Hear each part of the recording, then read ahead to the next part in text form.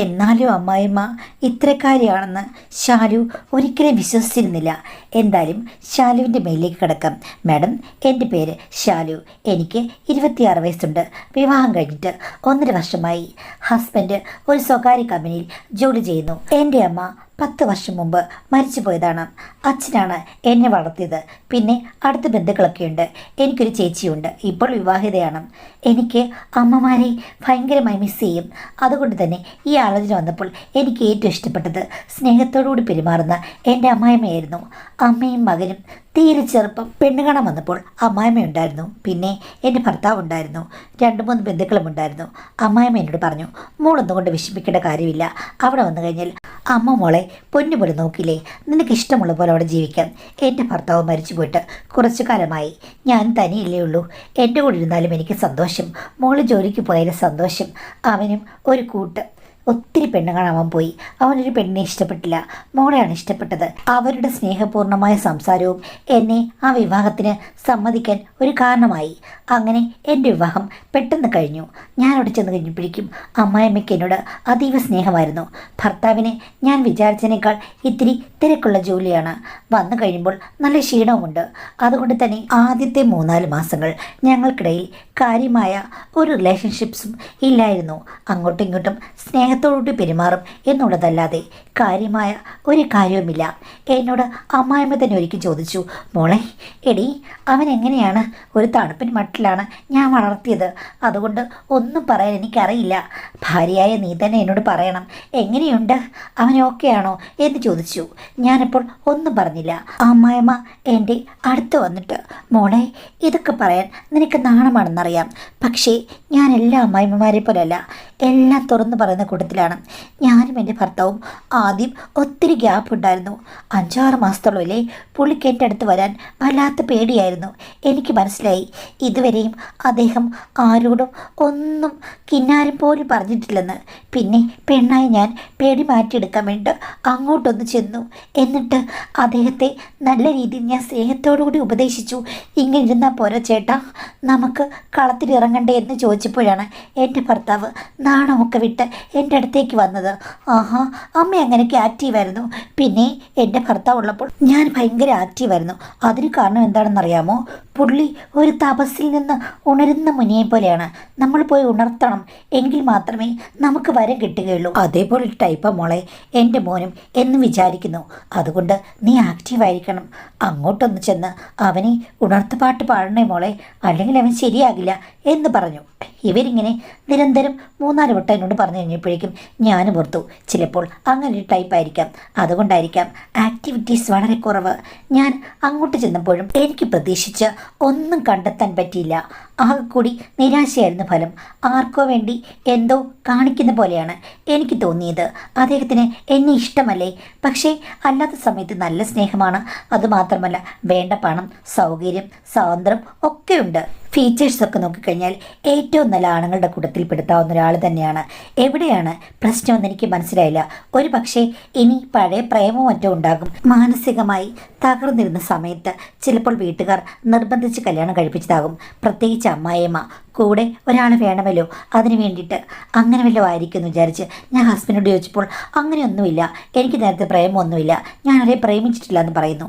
പിന്നെ ഒരു ദിവസം എന്താ ഇങ്ങനെയെന്ന് ഞാൻ തുറന്നു ചോദിച്ചപ്പോൾ ഇങ്ങനെയാണ് ഞാൻ, ഇത്രയൊക്കെ പോരെ എന്നുള്ള രീതിയിൽ എന്നോട് സംസാരിച്ചു കഴിഞ്ഞപ്പോൾ എനിക്ക് പിന്നെ മുന്നോട്ട് പോകാൻ വഴികളില്ലാതായി. ഉള്ളതുകൊണ്ട് ഇങ്ങനെ പോകാം. പക്ഷേ ആ വീട്ടിലെ അന്തരീക്ഷം എന്നെ പിന്നീട് അത്ഭുതപ്പെടുത്തുകയായിരുന്നു. കാരണം അധികം ബന്ധുക്കളൊന്നും അങ്ങോട്ട് വരില്ല. കല്യാണത്തിന് കുറേ ആൾക്കാരെ കണ്ടതാണ്. പക്ഷേ അമ്മായിമ്മ അധികം ആളുകളെ ഫോൺ വിളിക്കുന്നതോ അല്ലെങ്കിൽ അമ്മായിമ്മയെ കാണാൻ ബന്ധുക്കൾ വരുന്നതോ ഒന്നും കണ്ടിട്ടില്ല. ഭർത്താവിനും അധികം ആരോടും കോണ്ടാക്റ്റ് ഇല്ല. ഞാൻ ചോദിച്ചപ്പോൾ ഹസ്ബൻഡ് പറഞ്ഞു, ഞങ്ങൾ പണ്ടേ എങ്ങനെയാണ്, അധികം ആരോടും സഹകരണമില്ല. പിന്നെ ചുറ്റുവട്ടത്തുള്ള ആൾക്കാരൊക്കെയാണ് കല്യാണത്തിന് വന്നത്. പക്ഷേ ഇവരിവിടെ താമസിക്കാൻ വന്നിട്ട് ഏകദേശം 3 വർഷമേ ആയിട്ടുള്ളൂ. അപ്പോൾ പിന്നെ അവർക്ക് ഡീറ്റെയിൽസും അറിയില്ല ഇവരുടെ ബന്ധുക്കളെക്കുറിച്ച്. ആകെ കൂടി ഒരു ദുരൂഹത പിന്നെയാണ് എനിക്ക് തോന്നാൻ തുടങ്ങിയത്. അങ്ങനെ ഇരിക്കുമ്പോഴാണ് ഒരു ദിവസം ഞാൻ തനിച്ച് ടൗണിൽ പോയപ്പോൾ എൻ്റെ നാത്തൂനായി ഒരുങ്ങിയ ഒരു ചേച്ചിയെ കണ്ടത്. ആ ചേച്ചി ബാംഗ്ലൂരിലാണ്, ഇങ്ങോട്ടെങ്ങും വരില്ല എന്നാണ് എൻ്റെ ഭർത്താവ് പറഞ്ഞിരുന്നത്. ആ ചേച്ചിയോടെ കണ്ടപ്പോൾ ഞാൻ ഓടിച്ചെന്നിട്ട്, ചേച്ചി എന്നെ ഓർമ്മയുണ്ടോ? ചേച്ചി ബാംഗ്ലൂരിൽ നിന്ന് എപ്പോൾ എപ്പോൾ വന്നു ചോദിച്ചു. അപ്പോൾ അവർ അന്തമിട്ട് ബാംഗ്ലൂരോ? മോളെ ഞാൻ മിനിഞ്ഞാന്ന് വന്നു. പക്ഷേ എനിക്കത് വിശ്വാസമായില്ല. അവരുടെ കൈ പിടിച്ചുകൊണ്ട് ഞാൻ അവരോട് പല കാര്യങ്ങളും ചോദിച്ചു. അതിലെല്ലാം പതർച്ചയോടുകൂടിയുള്ള മറുപടിയായിരുന്നു. ചേച്ചി എങ്ങനെയാണ് എൻ്റെ ഭർത്താവിൻ്റെ സഹോദരിയാകുന്നത്? കുഞ്ഞമ്മയുടെ മോളാണോ വെല്ലേച്ചിൻ്റെ മോളാണോ എന്നൊക്കെ ഞാൻ ചോദിച്ചു. അപ്പോഴേക്കും അവർക്ക് ഒരു ഉത്തരവുമില്ല. ഞാൻ പറഞ്ഞു, ചേച്ചി അവിടെ ചെന്ന് കഴിഞ്ഞതിൽ പിന്നെ ഒത്തിരി ദുരൂഹത ആ വീട്ടിൽ ഞാൻ കണ്ടു. അവിടെ ബന്ധുക്കളാരും വരുന്നില്ല. ഒറ്റപ്പെട്ടാണ് ജീവിതം. നിങ്ങളൊന്നും വിളിക്കുന്ന പോലും ഞാൻ കണ്ടിട്ടില്ല. അതെന്താ അങ്ങനെ എന്ന് ചോദിച്ചു. അപ്പോൾ ചേച്ചി എന്നോട് പറഞ്ഞു, മോളെ നമുക്കങ്ങോട്ട് മാറി നിന്ന് സംസാരിക്കാമെന്ന്. മാറി നിന്ന് സംസാരിച്ചപ്പോൾ ചേച്ചി എന്നോട് പറഞ്ഞു, ശരിക്കും ഞാൻ അവരുടെ ആരുമല്ല, നിൻ്റെ അമ്മായിമ്മയുടെ ഒരു പരിചയക്കാരി മാത്രമാണ്. എന്നോട് പറഞ്ഞു ഞാൻ വന്നു, അത്ര മാത്രമേ ഉള്ളൂ. അവർക്ക് അധികം ബന്ധുക്കളില്ലെന്ന് പറഞ്ഞു. പക്ഷേ നീ അറിയാത്തൊരു കാര്യമുണ്ട് മോളെ, അത് നിൻ്റെ ഭർത്താവിൻ്റെ അമ്മയല്ല, രണ്ടാനമ്മയാണ്.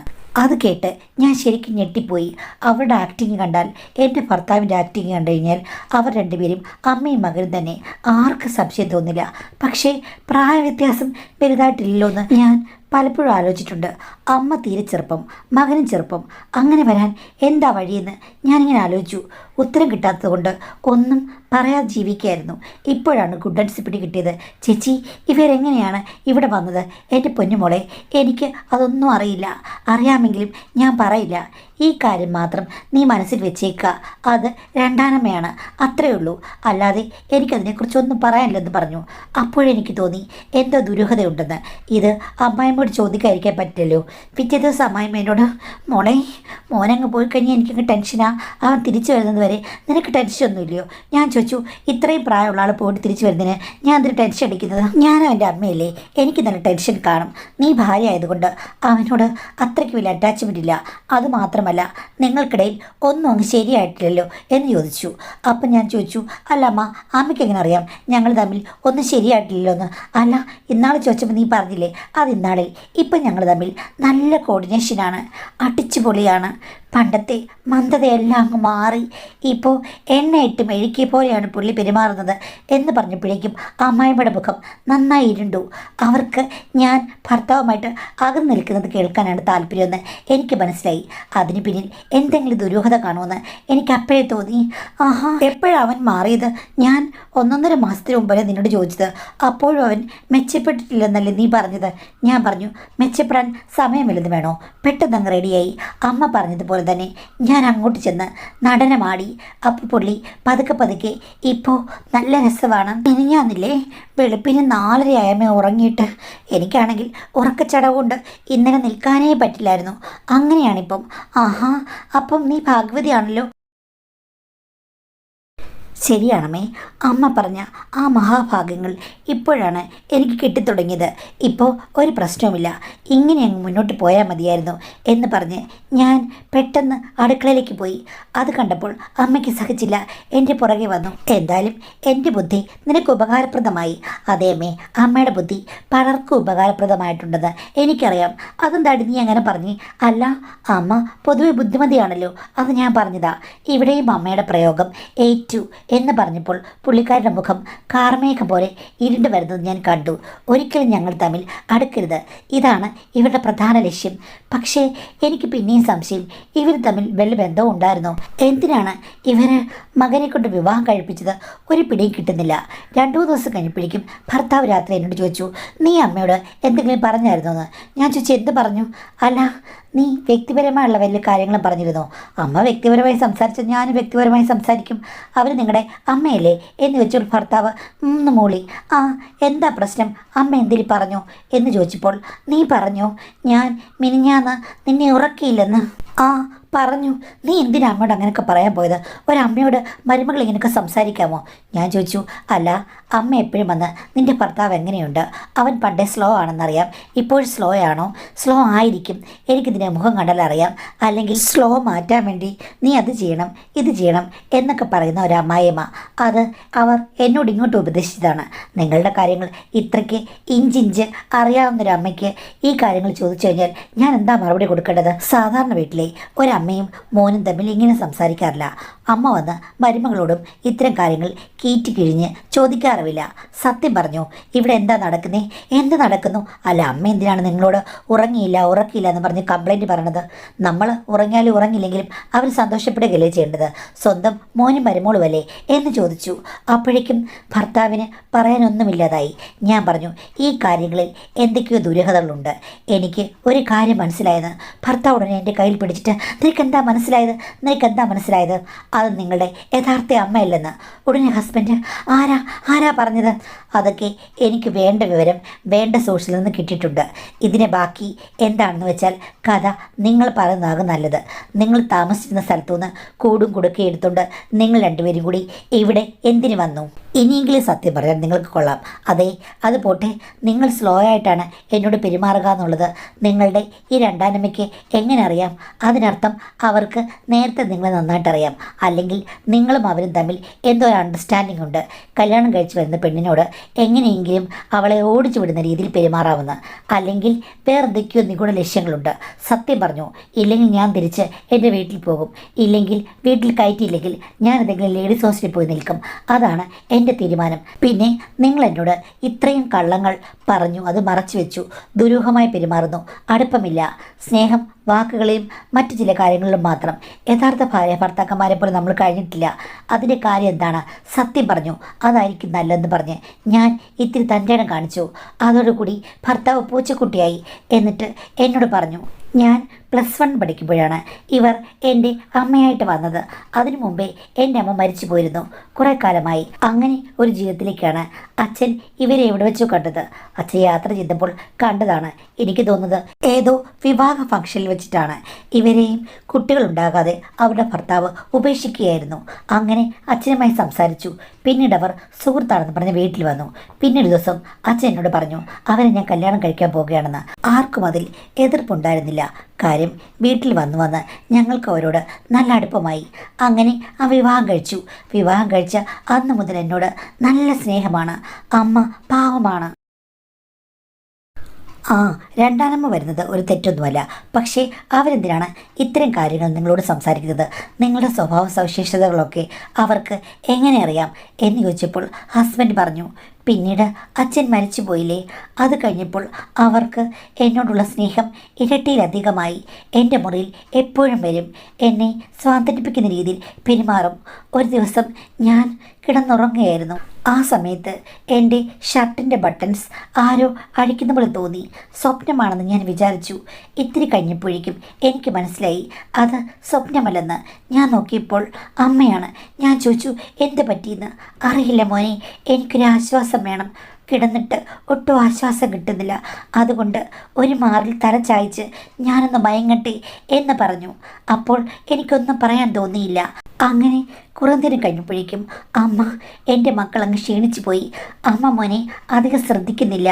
ആകെ കൂടി ഇപ്പോൾ നിനക്ക് വിളർച്ചയുണ്ട്, നിൻ്റെ ശരീരത്തിന് പുഷ്ടിയും തുഷ്ടിയുമില്ല എന്ന് പറഞ്ഞ് എന്നെ ജസ്റ്റ് മസാജ് ചെയ്ത് തിരുമി വാത്സല്യം പ്രകടിപ്പിച്ചു.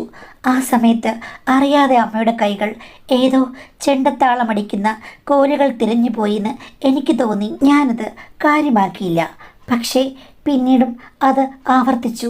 അപ്പോൾ ഞാൻ, അമ്മേ എന്താ ഇതെന്ന് ചോദിച്ചപ്പോഴേക്കും അമ്മ പറഞ്ഞു, എനിക്ക് ആശ്വാസം ഇനിയും വേണം. നീയാണ് എൻ്റെ ആശ്വാസം. ആശ്വാസത്തിൽ മുറുകെ പിടിച്ച് മാത്രമേ മമ്മിക്കിനി ജീവിക്കാൻ പറ്റുള്ളൂ എന്ന് പറഞ്ഞു. ഞാൻ ആദ്യം വേണ്ടെന്ന് പറഞ്ഞെങ്കിലും എന്ത് ചെയ്യാനാണ്? അവർക്ക് വേറെ ഉദ്ദേശ ലക്ഷ്യങ്ങളുണ്ടായിരുന്നു. നിനക്കറിയാമല്ലോ, ആ പ്രായത്തിലെ ആണുങ്ങളെ മയക്കാൻ ചെറിയൊരു തീപ്പൊരി മാത്രം മതിയെന്ന്.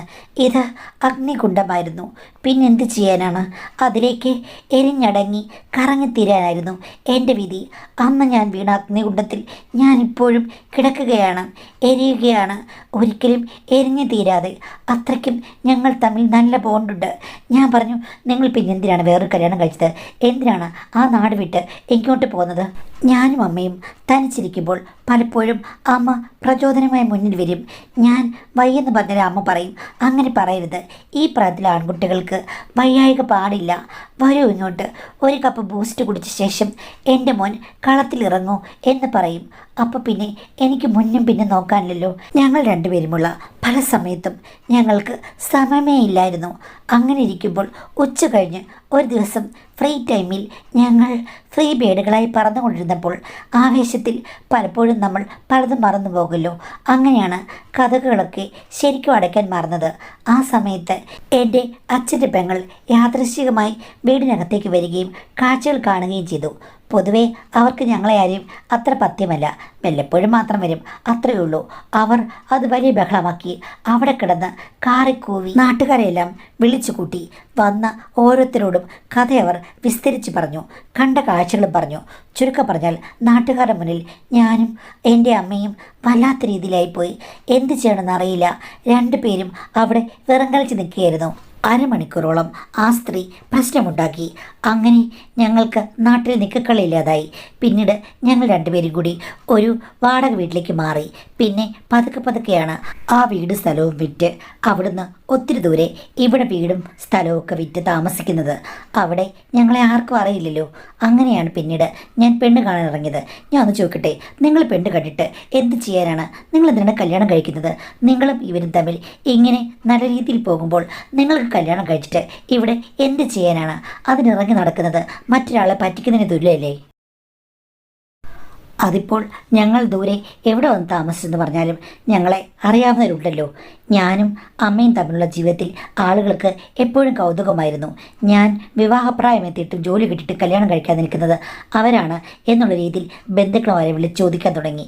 അങ്ങനെയായപ്പോഴാണ് എന്തായാലും ഇതൊക്കെ ഒന്ന് മറയ്ക്കാൻ ഒരു കല്യാണം വേണം, എന്തായാലും നീ കല്യാണം കഴിക്കേ, പിന്നെ അത്യാവശ്യം അങ്ങ് മുന്നോട്ട് പോയാൽ മതി, പ്രശ്നമൊന്നുമില്ല, നമ്മളുടെ കാര്യങ്ങൾ നല്ലവണ്ണം ഒരിടത്ത് നടന്നു പോകും, അമ്മയും മകനുമല്ലേ, പിന്നെ വന്നു കയറുന്ന പെണ്ണിനോട് നീ അധികം സ്നേഹമൊന്നും പ്രകടിപ്പിക്കാതിരുന്നാൽ മതി, പതിയെ പതിയെ നീ കഴിവില്ലാത്ത ആളാണെന്ന് കണ്ട് അവൾ അങ്ങ് പോയിക്കോളും, അവളോട് ദ്രോഹമൊന്നും ചെയ്യരുത്, നല്ല സ്നേഹമായിട്ട് പെരുമാറുക, എല്ലാ ഫെസിലിറ്റിയും കൊടുക്കുക, പക്ഷേ ഈ ഒരു ഫെസിലിറ്റി മാത്രം കൊടുക്കരുത്, അത് കഴിയുമ്പോഴേക്കും അവൾ അവളുടെ പാട്ടിന് പോയിക്കോളും. മോനെ, നീ വിവാഹം കഴിച്ചു, നിൻ്റെ ഭാര്യയ്ക്ക് എന്തോ പ്രശ്നമുണ്ടായിരുന്നു, അവൾ പോയി, അങ്ങനെയാകും. ചുരുക്കം പറഞ്ഞു കഴിഞ്ഞാൽ അമ്മയും മകനുമായ നമ്മൾ ജീവിതം നന്നാക്കാൻ വേണ്ടി എല്ലാം ചെയ്തതാണ്. നിൻ്റെ ദൗർഭാഗ്യം കൊണ്ട് ആ വിവാഹബന്ധം ശരിയായില്ല എന്നുള്ള രീതിയിലാകും. അല്ലാതെ ഞാൻ നിന്നെ ഇവിടെ പിടിച്ചു വെച്ചിരിക്കുകയാണെന്നൊന്നും ആരും പറയില്ല. അങ്ങനെ എല്ലാം നോർമലൈസ് ചെയ്ത് നമുക്ക് അടിച്ചുപൊളിയായി മുന്നോട്ട് പോകാം. അതിനുവേണ്ടിയാണ് അമ്മ ഈ പ്ലാനുകളൊക്കെ ഉണ്ടാക്കിയെന്ന് പറഞ്ഞു. ഞാൻ പറഞ്ഞു ഒരിക്കലും അങ്ങനെ ചെയ്യരുതായിരുന്നു. നിങ്ങൾക്ക് ഇഷ്ടമാണെങ്കിൽ നിങ്ങളുടെ ജീവിതം നിങ്ങൾ ജീവിച്ചു തീർക്കുക, അതിനിടയ്ക്ക് ഇഷ്ടമില്ലാത്തൊരു വ്യക്തിയെ അടുത്ത് കൊണ്ടുവരുതെന്ന് പറഞ്ഞു. അപ്പോൾ ഹസ്ബൻഡിനോട് പറഞ്ഞു, എനിക്ക് ഇഷ്ടമില്ലാത്ത കൊണ്ടൊന്നുമല്ല, അവരോട് എനിക്ക് ഒത്തിരി അറ്റാച്ച്മെൻ്റാണ്, പിന്നെ എപ്പോഴും പറയും നീ കൂടുതൽ അടുക്കരുതെന്ന്. അങ്ങനെ കേട്ട് കേട്ട് എൻ്റെ ഉള്ളിലെ എല്ലാ ഉണർവുകളും ഇല്ലാതായെന്ന് തോന്നുന്നു. അവരോട് എനിക്ക് അന്ധമായ സ്നേഹവും അടിമത്തവും ഒക്കെ ഉണ്ട്. അതുകൊണ്ടാണ് അങ്ങനെ സംഭവിക്കുന്നത്. മാനസികമായ പ്രോബ്ലമാണെന്ന് എനിക്കറിയാം. ഇതാണ് എൻ്റെ എക്സ്പ്ലനേഷൻ. നിനക്ക് ഇനി എന്ത് വേണമെങ്കിലും ചെയ്യാം. ഞാൻ ഇനി രണ്ടും കൽപ്പിച്ചു. അമ്മയുടെ ഒരു സാമ്യവുമില്ലാതെ എനിക്ക് മുന്നോട്ട് പോകാൻ പറ്റില്ല. കാര്യം എൻ്റെ എല്ലാ ആധാര കേന്ദ്രങ്ങളും അമ്മയാണ് കൈകാര്യം ചെയ്യുന്നത് എന്ന് പറഞ്ഞു. അത് കേട്ടപ്പോഴേ എനിക്ക് മനസ്സിലായി ഭർത്താവ് എത്ര വലിയ ഒരു പാതാളക്കിണറ്റിൽ കിടന്ന് കറങ്ങിയാണെന്ന്. അതോടുകൂടി ഇനി എനിക്ക് ഒന്നും ചെയ്യാനില്ലാതായി. ഒന്നുകിൽ എനിക്കിവിടെ നിൽക്കാം, അല്ലെങ്കിൽ ഉപേക്ഷിച്ച് വീട്ടിലേക്ക് പോകാം, അല്ലെങ്കിൽ വേറെ എവിടേക്കെങ്കിലും പോകാം. എൻ്റെ വീട്ടിൽ ചെന്ന് കഴിഞ്ഞാൽ ഒരിക്കലും നല്ല സിറ്റുവേഷൻ ഒന്നുമല്ല. അപ്പം പിന്നെ ഞാൻ എന്താ ചെയ്യേണ്ടത്? അമ്മായിയമ്മയോട് ഇതെല്ലാം തുറന്ന് പറയാൻ തീരുമാനിച്ചു. അങ്ങനെ ഞാൻ അമ്മയെ വിളിച്ചിരുത്തി കാര്യങ്ങളൊക്കെ ചോദിച്ചു. ആദ്യം അവർ ഒന്നും സമ്മതിച്ചില്ല. പിന്നീട് കൂടുതൽ തെളിവുകൾ നിരത്തി കഴിഞ്ഞപ്പോഴേക്കും എല്ലാം സമ്മതിച്ചു. ഹസ്ബൻഡ് പറഞ്ഞതും കൂടി ചേർത്ത് പറഞ്ഞു കഴിഞ്ഞപ്പോഴേക്കും അവർ പൊട്ടിക്കരഞ്ഞുകൊണ്ട് എൻ്റെ ദേഹത്തേക്ക് ചാഞ്ഞു. മോളെ, പണ്ട് ഒരു ഭർത്താവിനാൽ കുട്ടികളുണ്ടാകാത്ത രീതിയിൽ ഉപേക്ഷിക്കപ്പെട്ടൊരു സ്ത്രീയാണ് ഞാൻ. പിന്നീടാണ് മോൻ്റെ അച്ഛനെ പരിചയപ്പെടുന്നത്. അപ്പോൾ അദ്ദേഹം എന്നോട് സ്നേഹം കാണിച്ചു, എൻ്റെ പുറകെ വന്നു. ഞാൻ സുന്ദരിയായിരുന്നല്ലോ, അന്ന് ചെറുപ്പക്കാരിയുമായിരുന്നു. പുള്ളിക്കും ആവശ്യകത പലതാണ്. അങ്ങനെ എന്നോട് പറഞ്ഞു കഴിഞ്ഞപ്പോഴേക്കും ജീവിക്കാൻ ഒരിടം വേണമല്ലോ, അത് ഞാൻ സമ്മതിച്ചു. പക്ഷേ നിൻ്റെ ഇപ്പോഴത്തെ കാര്യം പോലെയായിരുന്നു എൻ്റെ കാര്യവും. അങ്ങേർക്ക് എന്നോട് സ്നേഹമുണ്ട്, പക്ഷേ പ്രവൃത്തിയിൽ അത് ഒന്നിനും പറ്റില്ല. എൻ്റെ ആദ്യത്തെ ഭർത്താവ് എന്നോട് കുറേ നാൾ നല്ല രീതിയിലായിരുന്നു പെരുമാറുന്നത്. അതിൽ നിന്ന് എനിക്ക് എല്ലാ വശങ്ങളും തിരിച്ചറിയാനുള്ള എല്ലാ എക്സ്പീരിയൻസും കിട്ടിയിരുന്നു. പക്ഷേ അത് നീണ്ടു നിന്നില്ല എന്നുള്ളതാണ്. ഇവിടെ വന്നപ്പോൾ എനിക്ക് കൊടിമരത്തിന് പകരം സൂചി കണ്ടു കഴിഞ്ഞാൽ എന്തെങ്കിലും ഗുണമുണ്ടാകുമോ മോളെ? അങ്ങനെയായിരുന്നു എൻ്റെ ജീവിതം. പക്ഷേ പിന്നീട് ഭർത്താവ് മരിച്ചു പോയി കഴിഞ്ഞപ്പോൾ എനിക്ക് മനസ്സിലായി സൂചിയെങ്കിലും ഇല്ലാത്തതിൻ്റെ വിഷമം. ഞാൻ പലതും കണ്ടിട്ടുള്ളവളാണ്. അപ്പോൾ പിന്നെ എന്ത് ചെയ്യാൻ? എൻ്റെ മനസ്സിൽ ഒട്ടും നിലയ്ക്കാത്ത പ്രശ്നങ്ങളുടെ ആരംഭമായിരുന്നു അത്. അങ്ങനെ ഇരിക്കുമ്പോഴാണ് ഞാൻ ഒരു ദിവസം പലതും ആലോചിച്ചുകൊണ്ടിരുന്നപ്പോൾ ഇവൻ്റെ കുളിച്ചിട്ട് തോർത്തുമെടുത്ത് നടന്നു വരുന്നു. അപ്പോഴാണ് എനിക്കൊരു വെളിപാടുണ്ട്. കൺമുന്നിൽ കണ്ടപ്പോൾ എനിക്ക് ആഗ്രഹമുണ്ടായിരുന്നതുകൊണ്ട് അളവുകളാണ് ഞാൻ ആദ്യം മനസ്സിലേക്ക് കുറിച്ചു വെച്ചത്. എൻ്റെ ചിരകാല മോഹങ്ങൾ ഒന്ന് വട്ടം കറക്കാൻ ഇത് അനുയോജ്യമാണെന്ന് കണ്ടപ്പോൾ പിന്നെ എനിക്ക് അവിടെ അടങ്ങിയിരിക്കാൻ പറ്റിയില്ല. ഞാൻ അവൻ്റെ മുറിയിലേക്ക് പിന്നീട് തന്ത്രത്തിൽ ചെന്നു. പല സെൻറ്റിമെൻറ്റ്സും പറഞ്ഞു. എൻ്റെ കൈകൾ എനിക്ക് വേണ്ടത് തേടിയെടുത്തു. അളവുകളിൽ സന്തോഷവതിയായി ഞാൻ പിന്നെ വിട്ടുകൊടുക്കുമോ? അന്ന് തുടങ്ങിയ കാര്യങ്ങളാണ് ഇപ്പോഴും നടന്നുകൊണ്ടിരിക്കുന്നത്. എൻ്റെ ആദ്യത്തെ ഭർത്താവ് വിശാലമാക്കി കൃഷിയെടുത്ത് ഏതെങ്കിലും കടകുമണി കൊണ്ട് കൃഷി ചെയ്താൽ കാര്യമുണ്ടോ മോളെ? എനിക്ക് തേക്കുമര കൃഷി തന്നെ വേണം. അങ്ങനെയാണ് എൻ്റെ മനസ്സ് പറയുന്നത്. ഇപ്പോഴും അത് തന്നെ. ഇല്ലെങ്കിൽ എനിക്ക് ഉറക്കം വരില്ല. എനിക്ക് ആഴ്ചയിൽ 3-4 മസ്റ്റാണ് മോളെ. ഞാൻ ഒന്നും മിണ്ടിയില്ല. എനിക്കവരുടെ കാര്യങ്ങളെല്ലാം മനസ്സിലായി. ഞാൻ പറഞ്ഞു ഈ വിവാഹബന്ധം ഉപേക്ഷിച്ച് ഞാൻ പോവുകയാണെന്ന്. അപ്പോൾ അവരെന്നോട് പറഞ്ഞു, നീ പോയാലും നിൻ്റെ വീട്ടുകാർ നിന്നെ നന്നായി സ്വീകരിക്കില്ലെന്ന് എനിക്കറിയാം. നിൻ്റെ വീട്ടുകാരുടെ ആറ്റിറ്റ്യൂഡ് മനസ്സിലാക്കിക്കൊണ്ട് തന്നെയാണ് ഞാൻ ഈ കല്യാണത്തിന് സമ്മതിച്ചത്. നീ എന്നും ഇവിടെ നിൽക്കും, ഉള്ളത് കൊണ്ട് അഡ്ജസ്റ്റ് ചെയ്യുമെന്ന് ഞാൻ വിചാരിച്ചു. എങ്കിൽ പിന്നെന്താ പ്രശ്നം? ഞാൻ പറഞ്ഞു എനിക്ക് അവഗണന സഹിക്കാൻ പറ്റുന്നില്ലെന്ന്. അപ്പോൾ അമ്മായിമ്മ എന്നോട് പറഞ്ഞു, അങ്ങനെയാണെങ്കിൽ ഒരു കാര്യം ചെയ്യാം, നിനക്കും ഒരു ടൈം സ്ലോട്ട് അനുവദിക്കാം. പക്ഷേ അവിടെ ഞാനും കാണും. ഞാൻ പറഞ്ഞു, അമ്മ അതെങ്ങനെയാ? ഞാനുണ്ടെങ്കിൽ മാത്രമേ അവൻ കർമ്മനിരതനാകൂ. ഇല്ലെങ്കിൽ നിനക്ക് നേരത്തെ നടന്ന കാര്യങ്ങൾ തന്നെ ഇനിയും എത്ര വർഷം കഴിഞ്ഞാലും അത് ഇങ്ങനെ തുടർന്നുകൊണ്ടേയിരിക്കും. അതുകൊണ്ട് എൻ്റെ സാമീപ്യമുള്ളിടത്ത് അവന് ഉയർന്നു തന്നെ നിൽക്കാനാകും എന്ന് പറഞ്ഞു. ആദ്യം എനിക്കത് സ്വീകാര്യമായിരുന്നില്ല. ബന്ധം ഉപേക്ഷിച്ച് വേറൊരിടത്ത് പോയി താമസിക്കാനും എനിക്ക് ഇത്തിരി പേടിയുണ്ടായിരുന്നു. അങ്ങനെയായപ്പോൾ ഞാനതിന് സമ്മതം മൂളി. അങ്ങനെ അമ്മായിമ്മ തന്നെയാണ് എൻ്റെ ഭർത്താവിൻ്റെ മനസ്സ് മാറ്റിയെടുത്തത്. ഞാനും കൂടെ ഉണ്ടാകും, 3 പേരും ചേർന്നുള്ള ഒരു ജീവിതമായിരിക്കും ഏറ്റവും നല്ലതെന്ന്. പക്ഷേ എന്നാലും എന്നോട് ആദ്യം സ്റ്റാർട്ടിങ് ട്രബിൾ എൻ്റെ ഭർത്താവിനുണ്ടായിരുന്നു. അപ്പോൾ അമ്മായിമ്മ പെട്ടെന്ന്, നീ ഒന്ന് മാറി നിൽക്കും മോളെ, ഞാനൊന്ന് തപ്പ് കൊട്ടിട്ടെ തകിരി കൊട്ടിട്ടെ എന്ന് പറയും. അങ്ങനെയാണ് റെഡിയാക്കിയിരുന്നത്. ഇപ്പം പക്ഷേ പ്രശ്നങ്ങളൊന്നുമില്ല. എങ്കിലും അമ്മായിമ്മയില്ലെങ്കിൽ ഭർത്താവിന് എന്നോട് ഒരു തണുപ്പൻ മട്ടാണ്. അമ്മായിമ്മയുണ്ടെങ്കിൽ ഒന്നും പറയേണ്ട കാര്യമില്ല. ജോളിയായിട്ടാണ് മുന്നോട്ട് പോകുന്നത്. ഇങ്ങനെ വിചിത്രമായ ജീവിതം ആർക്കെങ്കിലും ഉണ്ടോ എന്ന് എനിക്കറിയില്ല. മാഡത്തിൻ്റെ കുറേ കഥകൾ ഞാൻ കേട്ടു. അതിൽ ഇങ്ങനൊരു കഥ പറഞ്ഞിട്ടുണ്ടോ എന്ന് എനിക്കറിയില്ല. എങ്കിലും ജീവിതം അഡ്ജസ്റ്റ് ചെയ്യാൻ വേണ്ടിയിട്ട് ഞാൻ ഇങ്ങനെയാണ് മാഡം ഇപ്പോൾ മുന്നോട്ട് പോകുന്നത്. എൻ്റെ കഥയിൽ കുഴപ്പമുണ്ടെന്ന് മാഡം പറയും. എന്നാലും എനിക്ക് ഇപ്പോൾ ഇതൊക്കെ ഒരു സാധാരണ രീതി പോലെ ആയിത്തീർന്നിരിക്കുന്നു. ഒരിക്കലും മറ്റുള്ളവർക്ക് അനുകരണമാണ് എൻ്റെ മാതൃകയെന്ന് ഞാൻ പറയില്ല. എന്നാലും ഞാനിതിപ്പോൾ നോർമലായി എടുക്കാൻ പഠിച്ചു കഴിഞ്ഞു മാഡം. മാഡത്തിന് എന്ത് തോന്നുന്നു എന്നാണ് ചോദിച്ചിട്ടുള്ളത്. എനിക്ക് പ്രത്യേകിച്ച് ഒന്നും തോന്നുന്നില്ല. കാര്യം നമ്മുടെ സാഹചര്യങ്ങൾ കൊണ്ട് ചിലപ്പോൾ നമ്മൾ നല്ല കാര്യങ്ങൾ അക്സെപ്റ്റ് ചെയ്യും, ചീത്ത കാര്യങ്ങൾ അക്സെപ്റ്റ് ചെയ്യും. എന്ത് ചെയ്യാനാണ്? വേറെങ്ങും പോകാൻ വഴിയില്ല. അല്ലെങ്കിൽ ഇത് അഡ്ജസ്റ്റ് ചെയ്യാം എന്നുള്ള മെൻറ്റാലിറ്റി നിങ്ങൾക്ക് വരുത്തി വെച്ചത് നിങ്ങളുടെ സാഹചര്യമാണ്. പുറത്ത് ആരും സപ്പോർട്ടില്ല. അങ്ങനെയാണ് പല സ്ത്രീകളും പല പുരുഷന്മാരും നമ്മൾ കാണുന്ന അല്ലെങ്കിൽ നമുക്ക് ഇഷ്ടമില്ലാത്ത മേഖലകളിലേക്ക് കടന്നു എന്നിട്ട് അവർ അതിലൂടെ ഇങ്ങനെ മുന്നോട്ട് പോകുന്നത്. അപ്പോൾ ഈ സമയത്ത് നിങ്ങളെ കുറ്റപ്പെടുത്താൻ ഞാൻ ഉദ്ദേശിക്കുന്നില്ല. എല്ലാ സ്ത്രീകളും ഇങ്ങനൊരു സംഗതി സഹിച്ചുകൊണ്ട് നിൽക്കുമെന്നോ കംഫർട്ടബിൾ ആകുമെന്നോ എനിക്ക് അഭിപ്രായമില്ല. ഓരോരുത്തർക്കും ഓരോ രീതിയല്ലേ.